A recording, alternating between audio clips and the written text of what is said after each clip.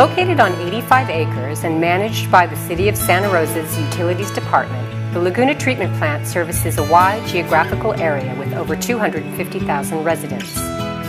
Since its inception in 1968, our facility has increased the volume of wastewater it treats from 2 million gallons to currently around 18 million gallons daily. More than 500 miles of underground pipes bring wastewater to the plant, where water goes through 3 stages of treatment within a 24-hour period. The recycled water that leaves the Laguna plant is a high-quality, tertiary treated water that is safe from many reuse options.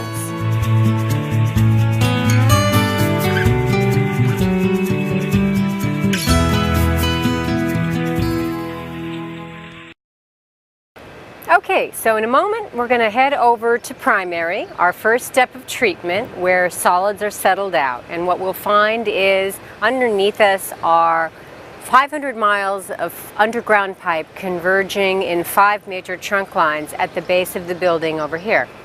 Now, as we look around the plant, you'll see many buildings and lots of stuff going on. So it's important to note that it takes a village to clean up water, to treat sewage.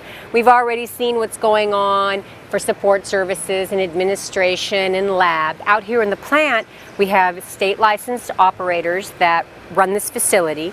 Behind me is the mechanical services. So we've got the electricians and instrumentation and skilled maintenance, and they're taking care of all the pumps and valves and circuits, etc., that all support the infrastructure of this plant. We're going to head over now and talk about primary and visit our anaerobic digesters. In primary, our first step, we're going to see how solids are settled out and removed. So we want to get the majority of solids removed in this step of treatment. And in a moment we'll go into the primary building and see long tanks where solids are settling to the bottom, just like they do in the picture of the cone that I showed you back in the lobby.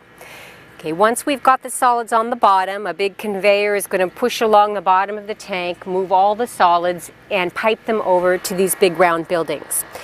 We have 4 anaerobic digesters, each hold 1 million gallons of solids, and this is where solids are broken down. So in this oxygen-free environment, we have certain types of bacteria and archaea, and they don't use oxygen like we do to burn food molecules to make cellular energy. So as they take apart organic material, they exhale CH4, methane gas, instead of carbon dioxide. And we capture that methane, we blend it with natural gas, and we use it to power 1/3 of our energy here at the plant. And that's very substantial because we're an energy-intensive industry. We can get the water clean, but we have to pollute the air to do it. So when we take the methane natural gas and burn that, we're using carbon that's already out there in the atmosphere instead of burning sequestered carbon. And again, we have to burn a lot because water's heavy. It weighs over 8 pounds per gallon, and we're pumping and lifting and moving some 18 million gallons of water on average a day, and that adds up to a huge expense in our PG&E bill, as well as the pollution that goes along with that. So 1/3 reduction from burning our methane and natural gas allows us to be somewhat sustainable. After about a month of anaerobic digestion, where our microorganisms are decreasing our volume, detoxifying the solids for us, they're going to head over to be dewatered and then loaded up into a hopper. And I'm going to keep you in suspense for the moment about what we do with those solids from there, but we'll go over and talk about that in a bit. In the meantime, we'll head on into primary and see what's happening there. This is our primary building, and the sewage is coming in. We're going to detain it for about an hour and a half in these tanks to slowly let solids settle to the bottom. We're pushing solids along by a conveyor belt back down to the end of the tank. On the surface you see the sprayers. They're pushing the floating kind of greasy solids that aren't readily settling down to the end of the tank, where they can be periodically skimmed off. Now, as the sewage arrives at the treatment plant, it actually goes through a coarse bar screen to remove the largest items, so any type of rags or paper that come in the sewer can get removed.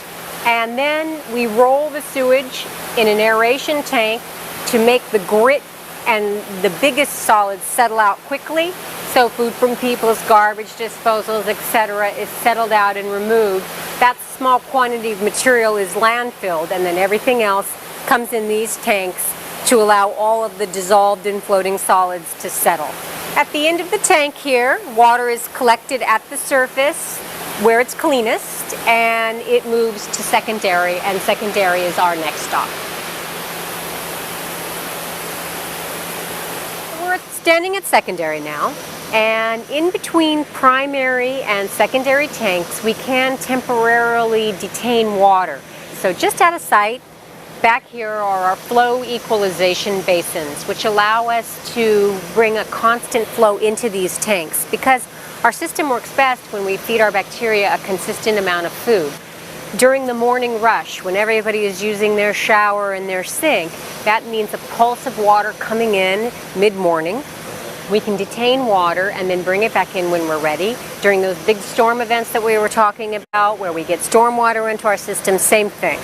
So once water enters these tanks, you'll notice the water looks really dirty. Well, it is. It's just filthy full of living organisms. So this is where our bacteria, our protists, and our microscopic animals reside, and we're providing them with everything they need to be happy. They've got food, they've got water, and we're bubbling in oxygen. Down in these tanks are diffusers that are blowing air in, so we're providing them with lots of oxygen, because like us, they require oxygen to burn food molecules to make cellular energy. And they're taking apart those carbohydrates and lipids and proteins and nucleic acids, exhaling carbon dioxide to the atmosphere and removing it from the water for us. So removing all that organic material. In addition to the carbon cycling through our system, we also have nutrient cycling, and again, that's done by microorganisms. So you may have detected a faint odor back in primary. That is because one of the smelly byproducts that come from microorganisms is ammonia. And ammonia is created in the sewer. As the sewage travels here, bacteria are already hard at work breaking down nitrogen in organic waste to ammonia, or ammonium ion. And that ammonium, NH3 or NH4, is very toxic, smelly stuff. And so these ammonification bacteria have begun a cycle that will continue in these tanks. Once in here, another suite of bacteria are going to convert ammonium to nitrite and then nitrate. So these are nitrifying bacteria. They're taking advantage of all the oxygen that we're providing them, and they are converting ammonium to nitrate, which is NO3. Now, we don't want a lot of nitrate in our water either, because nitrate is a growth stimulant. So it stimulates the explosive growth of aquatic plants and algae in a process called eutrophication, and we don't want that. So the way that we remove the nitrate is in this area you see here. Notice it's not bubbling like this tank is. That is called an anoxic zone. We're not adding oxygen, and in this area of the tank we have bacteria called denitrifying bacteria. They're not reliant on an ambient source of oxygen. They can get theirs right off of the molecule nitrate. They strip the oxygen off, and then N2 gas goes back to its reservoir in the atmosphere. Okay, so that's the nitrogen cycle happening here. Allows us again to take advantage of a natural process and get those organisms to clean the water for us, removing those unwanted pollutants. Now, at the end of about 8 hours in this system, the bacteria have eaten their full, so we have to settle them out. So secondary is really two parts. The first part is, as you see here, allowing microorganisms to do their job, eat up all the unwanted pollutants.